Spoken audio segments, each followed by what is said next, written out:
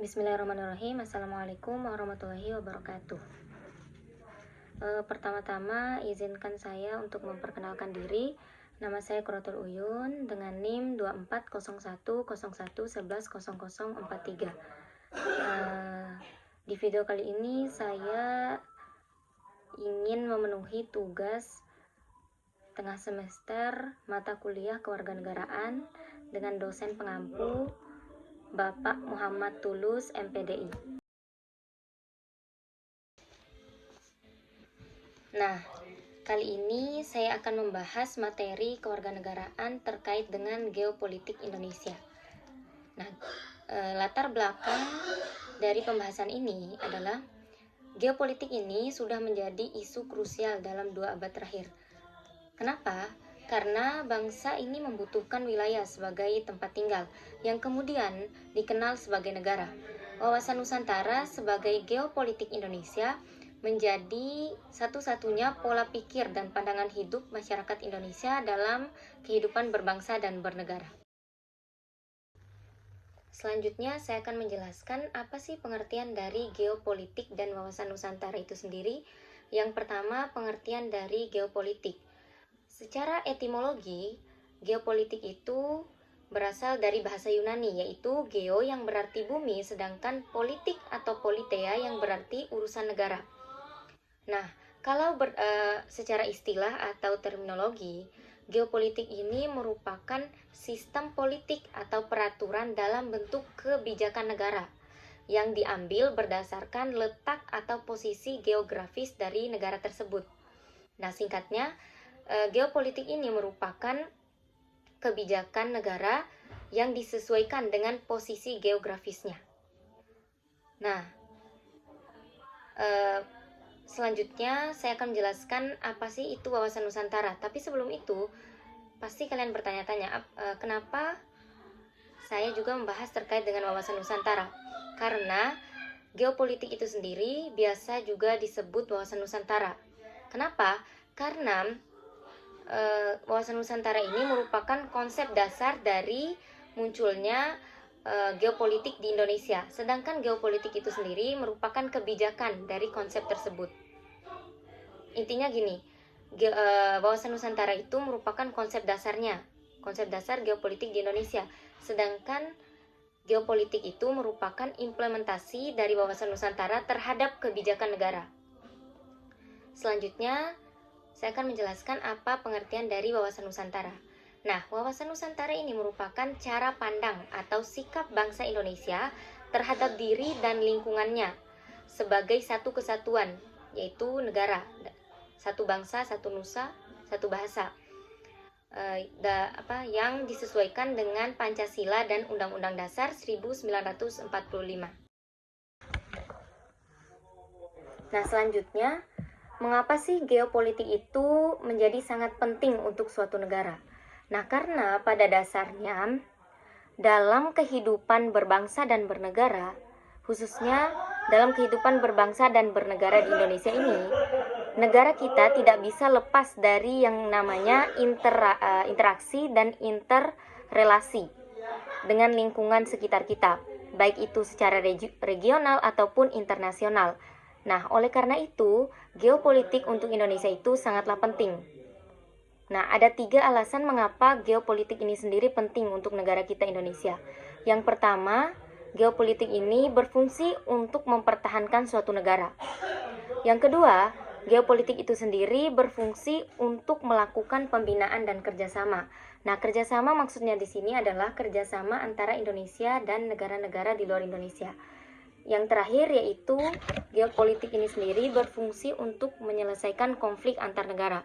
Nah, misal suatu waktu nanti ada konflik antara Indonesia dan negara-negara lain. Nah, maka dari itu konsep geopolitik ini sendirilah yang bisa menyelesaikan konflik tersebut. Selanjutnya saya akan membahas terkait dengan perkembangan geopolitik di Indonesia. Nah, jadi gini, pembangunan atau perkembangan geopolitik di Indonesia ini sebenarnya sudah ada dari sebelum Indonesia merdeka pada zaman penjajahan Belanda. Nah, pada zaman itu Indonesia ini belum benar-benar bersatu, masih terpecah belah gitu. Masih mementingkan kepentingan daerahnya masing-masing. Nah, oleh karena itu waktu itu banyak terjadinya peperangan antar suku, antar daerah dan lain sebagainya. Nah, oleh karena itu pada tahun 1928 khususnya pada tanggal 28 Oktober tahun 1928, para pemuda dari berbagai daerah itu berkumpul untuk mendiskusikan atau musyawarah mufakat terkait dengan permasalahan yang dihadapi oleh Indonesia pada zaman itu. Nah, dari hasil musyawarah mufakat tersebut timbullah 3 kesepakatan, yaitu Sumpah Pemuda. Nah, isi dari Sumpah Pemuda ini ada 3 poin. Yang pertama yaitu kita ini satu tanah air atau satu nusa, yang kedua satu bangsa, dan yang ketiga yaitu satu bahasa. Nah, 3 poin inilah yang menjadi titik awal bagaimana Indonesia bisa bersatu dari Sabang sampai Merauke. Nah, tapi apa sih maksud dari 3 hal tersebut? Yang pertama yaitu satu nusa. Satu nusa itu artinya kita semua ini hidup di satu wilayah yang sama, yaitu Indonesia, baik itu dari Sabang sampai Merauke. Contohnya, walaupun orang dari Papua sana terus orang dari Aceh kan berbeda daerah, tetapi mereka tetap satu wilayah yaitu Indonesia. Yang kedua yaitu satu bangsa. Meskipun kita berbeda suku, terus bahasa, budaya, agama, tapi kita semua itu tetap satu keluarga, yaitu satu bangsa Indonesia. Misalnya, di satu kelas di sekolah itu pasti kan berbeda-beda, ada murid dari Jawa, ada murid dari Jakarta, Bima, dan lain sebagainya, tetapi mereka tetap satu kelas kan, satu keluarga dari satu kelas tersebut. Yang ketiga yaitu satu bahasa. Nah, ini adalah poin yang paling penting. Bahasa Indonesia kan telah dipilih sebagai bahasa persatuan supaya semua orang itu dari berbagai daerah itu bisa saling ngerti dan nyambung. Nah, bayangin aja kalau nggak ada bahasa Indonesia, kita susah kan komunikasinya. Contoh misalnya, saya datang sekolah ke sini, ke Jawa. Nah, kalau nggak ada bahasa Indonesia, pasti saya nggak ngerti apa yang teman-teman saya katakan. Tapi dengan adanya bahasa Indonesia, itulah yang memudahkan komunikasi antara saya dan teman-teman saya, gitu. Yang kedua, yaitu harus adanya wawasan kebangsaan. Nah, seperti yang saya telah jelaskan tadi, wawasan kebangsaan adalah cara pandang atau cara pandang kita terhadap lingkungan tempat kita tinggal ini, terus terhadap orang-orang di sekitar kita dan lain sebagainya. Cara hidup kita berdampingan dengan orang lain berdasarkan Pancasila dan Undang-Undang Dasar. Nah, simpelnya aja, wawasan kebangsaan ini merupakan rasa cinta tanah air. Nah, kalau kita nggak cinta tanah air, maka pembangunan dan perkembangan Indonesia ini tidak akan berjalan, begitu. Yang selanjutnya, yang ketiga yaitu globalisasi.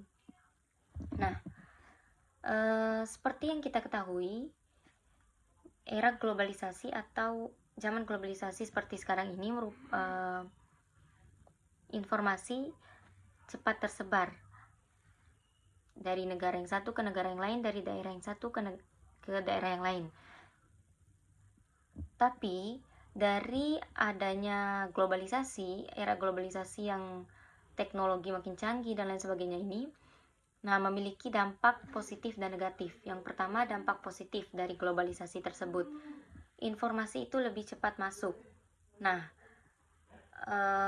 hal ini menyebabkan Indonesia itu jadi bisa lebih cepat mendapatkan informasi dari luar negeri. Yang kedua yaitu ekonomi bisa berkembang. Nah, globalisasi ini bisa membuat Indonesia bisa lebih mudah untuk menjalin kerjasama dengan negara-negara lainnya.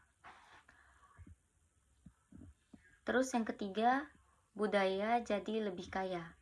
Nah, dari adanya era globalisasi, budaya dari luar negeri itu bisa masuk ke Indonesia dan menambah atau memperkaya keberagaman budaya di Indonesia itu sendiri. Yang kedua yaitu dampak negatif dari adanya globalisasi. Yang pertama yaitu keamanan negara jadi lebih rentan. Contoh misalnya dengan adanya cyber atau hacker. Nah, dengan adanya cyber atau hacker ini, data-data keamanan negara khususnya Indonesia ini bisa cepat terekspos. Jadinya kita harus lebih hati-hati. Yang kedua, budaya asing itu masuk terlalu banyak. Jadi jika budaya asing masuk lebih banyak ke Indonesia, maka budaya lokal, budaya kita sendiri akan terkuras, akan hilang gitu, digantikan oleh budaya dari luar negeri. Selanjutnya terkait dengan unsur-unsur geopolitik di Indonesia. Nah, sebagaimana yang kita ketahui bahwasannya geopolitik itu adalah cara negara untuk mengatur hubungan dengan negara lain dan menjaga kedaulatan negara tersebut. Nah, untuk Indonesia sendiri, ada 3 unsur utama dalam geopolitik yang penting untuk menjaga keutuhan negara kita. Nah, 3 unsur tersebut yaitu wadah, isi, dan tata laku. Yang pertama wadah atau kontur. Nah, wadah ini adalah wilayah dari negara Indonesia, tempat kita hidup, dan lain sebagainya. Ini meliputi kayak pulau-pulau yang membentuk Indonesia, sumber daya alam yang ada di Indonesia, terus keanekaragaman budaya yang kita miliki. Jadi, wadah adalah ruang atau tempat di mana semua aktivitas bangsa Indonesia terjadi dan harus kita jaga. Contoh, seluruh wilayah Indonesia mulai dari Sabang sampai Merauke dengan ribuan pulau dan berbagai suku serta budaya yang ada di dalamnya, itu semua wajib kita jaga. Yang kedua yaitu isi atau konten. Nah, isi ini adalah tujuan dan cita-cita bangsa Indonesia. Inilah yang tertuang dalam pembukaan Undang-Undang Dasar 1945. Nah, beberapa tujuan dari atau cita-cita bangsa ini, yang pertama yaitu kemerdekaan, terus keadilan sosial, yang ketiga yaitu persatuan dan kesatuan bangsa. Nah, jadi isi ini adalah apa yang ingin dicapai oleh Indonesia dalam berbagai bidang seperti politik, ekonomi, sosial budaya, dan pertahanan. Contoh, mewujudkan masyarakat yang adil dan makmur serta menjaga persatuan dan di antara semua suku dan agama di Indonesia. Yang ketiga yaitu tata laku atau kondak. Nah, yang dimaksud dengan tata laku atau kondak di sini adalah tindakan nyata atau aksi kita yang muncul dari interaksi antara wadah dan isi tadi. Nah, ada 2 jenis dari tata laku ini. Yang pertama, tata laku batiniah. Tata laku batiniah ini adalah semangat atau mentalitas bangsa. Nah, seperti rasa cinta tanah air dan sikap gotong royong, saling membantu. Yang kedua yaitu tata laku lahiriah. Nah, tata laku lahiriah ini maksudnya adalah perilaku kita sehari-hari, seperti saling membantu dan menghargai perbedaan. Contoh, bagaimana cara kita bertindak dalam kehidupan sehari-hari.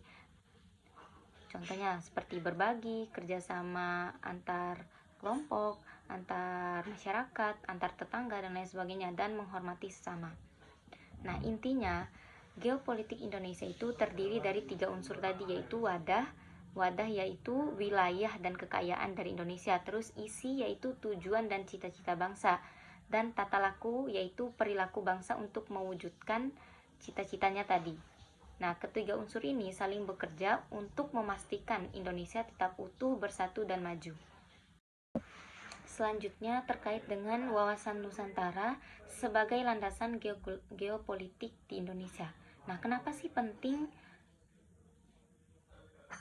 Karena wawasan Nusantara itu merupakan cara pandang kita sebagai bangsa Indonesia dalam melihat diri kita dan lingkungan sekitar kita, dari Sabang sampai Merauke, supaya kita ini tetap bersatu dan punya arah jelas dalam menghadapi tantangan global. Nah, ada 3 hal yang menjadi unsur dasar dalam wawasan Nusantara ini. Yang pertama yaitu harus adanya rasa kebangsaan. Nah, rasa kebangsaan itu kayak perasaan bangga dan cinta sama Indonesia, sama negara kita ini. Nah, ini bisa tumbuh karena kita harus merasa bahwasannya kita ini satu bangsa yang sama, yang memiliki perjuangan yang sama, terus memiliki kekayaan yang sama untuk mewujudkan dan memiliki tujuan yang sama untuk mewujudkan Indonesia yang sejahtera. Nah, bahasa simpelnya gini, misalnya kita ngerasa saya ini orang Indonesia dan bangga sama hal itu. Meskipun kita ini beda suku, bahasa, daerah, tapi kita tetap satu bangsa, yaitu Indonesia. Nah, kenapa penting? Karena kalau kita nggak punya rasa kebangsaan, nah gampang banget untuk dipecah belah dan diadu domba oleh negara lain atau orang lain di luar Indonesia. Selanjutnya harus adanya paham kebangsaan. Nah, ini soal ngerti dan paham benar apa itu bangsa Indonesia, dari sejarahnya, budayanya, sampai tujuan Indonesia itu ke depannya bagaimana. Nah, kenapa paham terhadap kebangsaan Indonesia ini harus ada? Karena kalau cuma punya rasa tanpa paham, kita jadi gampang ikut-ikutan tanpa ngerti tujuan dari Indonesia itu sendiri. Dan yang terakhir yaitu harus adanya semangat kebangsaan. Nah, semangat kebangsaan ini adalah gabungan dari rasa dan paham tadi yang membuat kita bisa semangat untuk membuat sesuatu yang baru untuk bangsa. Ini juga yang disebut sebagai nasionalisme. Nah, bahasa simpelnya gini, kita nggak cuma bangga dan ngerti terhadap Indonesia, tapi juga mau bergerak, berkarya, dan membela negara kalau perlu. Pokoknya untuk mau membuat bangsa Indonesia itu lebih maju ke depannya. Nah, kenapa sih semangat kebangsaan ini sangat penting bagi kita orang Indonesia? Karena ini yang jadi energi buat bangun bangsa Indonesia tuh menjadi lebih maju ke depannya gitu. Selanjutnya saya akan membahas terkait dengan implementasi geopolitik di Indonesia lewat wawasan Nusantara. Nah, sebagaimana yang kita sudah ketahui bahwasannya wawasan Nusantara tadi merupakan cara pandang kita, cara kita bersikap terhadap lingkungan di sekitar kita di Indonesia ini. Sedangkan geopolitik merupakan implementasi dari wawasan Nusantara itu sendiri terhadap kebijakan negara. Nah, sekarang saya akan membahas implementasi geopolitik di Indonesia lewat wawasan Nusantara tadi. Yang pertama yaitu lewat Pancasila sebagai dasar hidup bangsa. Nah, wawasan Nusantara itu sejalan banget sama nilai-nilai yang ada di Pancasila. Jadi, implementasinya bisa dilihat dari bagaimana kita menjalani hidup sesuai dengan hal-hal yang ada di Pancasila, poin-poin yang ada di Pancasila. Nah, misal di sila pertama, kita itu disuruh untuk saling menghormati antar pemeluk agama. Terus sila kedua, kita itu disuruh untuk peduli sama sesama tanpa melihat latar belakangnya. Terus sila ketiga yaitu kita itu disuruh untuk menjaga persatuan meskipun berbeda suku, bahasa, agama, dan lain sebagainya. Terus yang keempat, kita itu disuruh untuk mementingkan musyawarah mufakat untuk mengambil keputusan bersama. Dan sila kelima memberi kita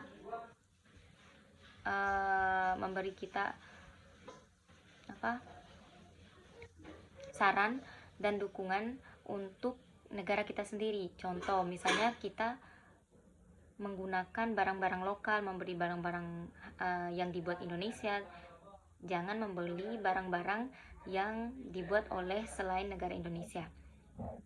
Nah, jadi nilai-nilai Pancasila itu bukan cuma teori, tapi bisa kita lihat dan lakukan langsung dalam kehidupan sehari-hari. Yang kedua yaitu pembangunan nasional yang merata. Nah, selain tadi di Pancasila, wawasan Nusantara juga jadi dasar dalam merancang pembangunan di Indonesia. Supaya apa? Supaya nggak cuma daerah tertentu aja yang maju, tapi seluruh wilayah yang ada di Indonesia ini ikut berkembang. Nah, konsep dasarnya adalah yang pertama yaitu semua wilayah itu punya hak dan kesempatan yang sama buat maju. Yang kedua, pemerataan pembangunan biar nggak ada daerah yang tertinggal. Yang ketiga, pembangunan itu harus memperhatikan kondisi masing-masing daerah dari Sabang sampai Merauke. Contoh, kebijakan dalam strategi pembangunan yang udah jalan. Misalnya, adanya tol laut.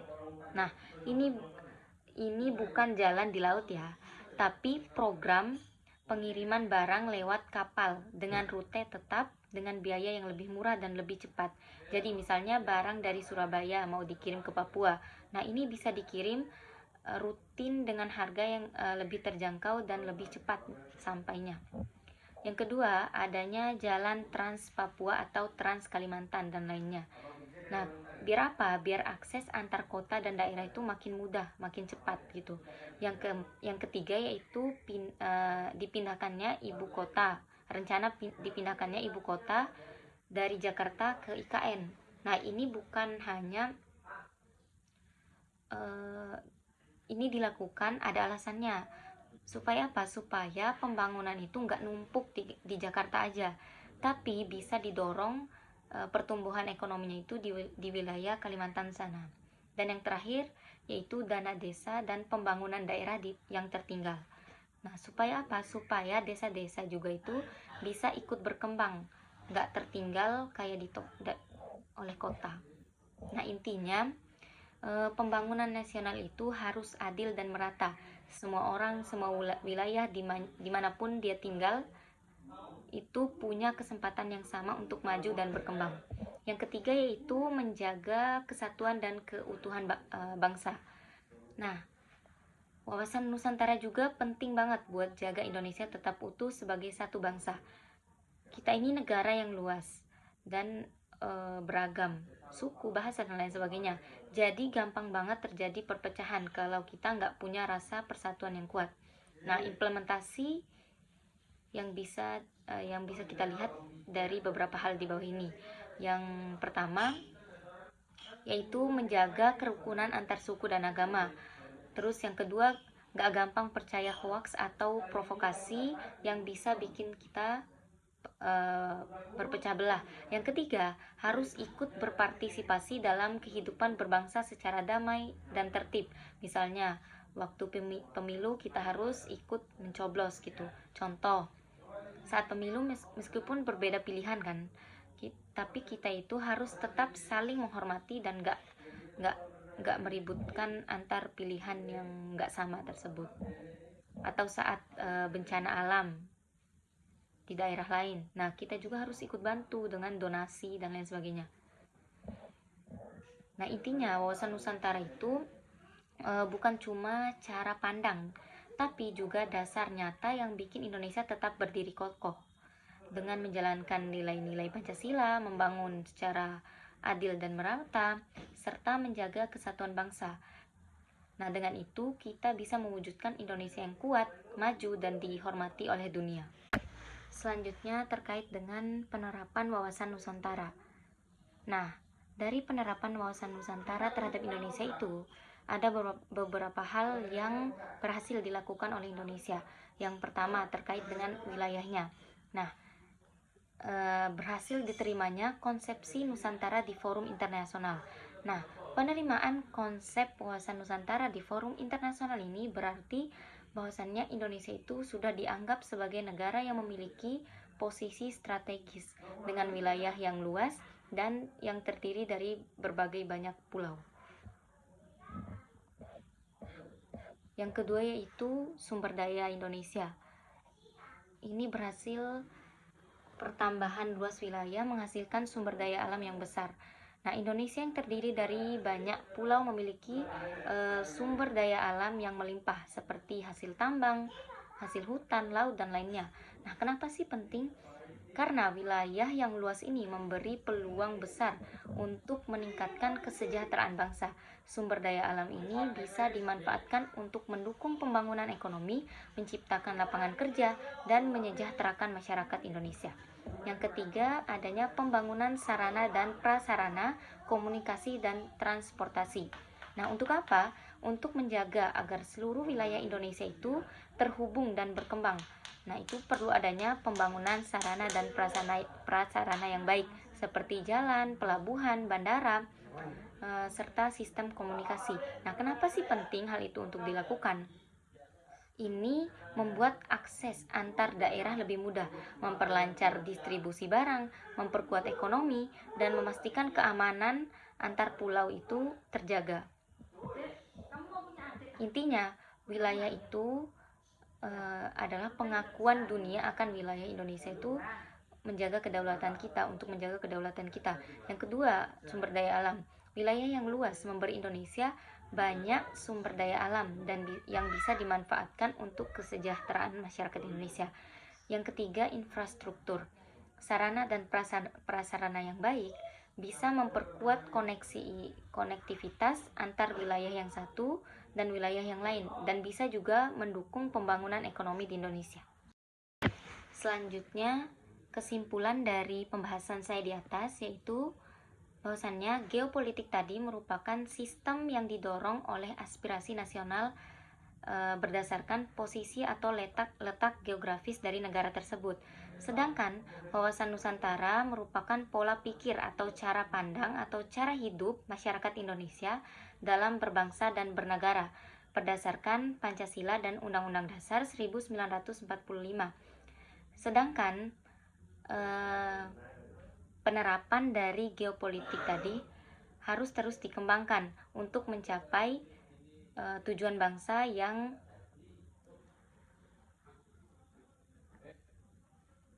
maju gitu.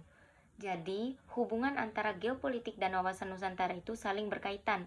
Nah, wawasan Nusantara itu konsep dasar dari geopolitik, sedangkan geopolitik tersebut merupakan implementasi dari wawasan Nusantara tadi terhadap kebijakan negara di Indonesia. Oke, sekian penjelasan yang dapat saya sampaikan pada video kali ini. Mohon maaf bila ada salah kata atau kekurangan dalam penjelasan yang saya jelaskan. Wassalamualaikum warahmatullahi wabarakatuh.